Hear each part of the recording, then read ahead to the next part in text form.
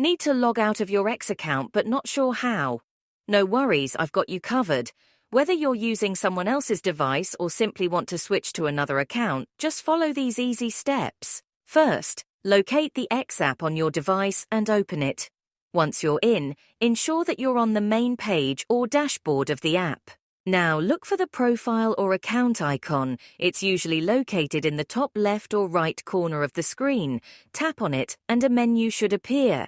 Next, navigate to the Settings or Account Settings section. This might be labeled differently depending on the app's interface, but it's usually found within the menu that appeared earlier. Once you're in the settings, search for the option related to your account or profile settings. This is where you'll find the Logout button.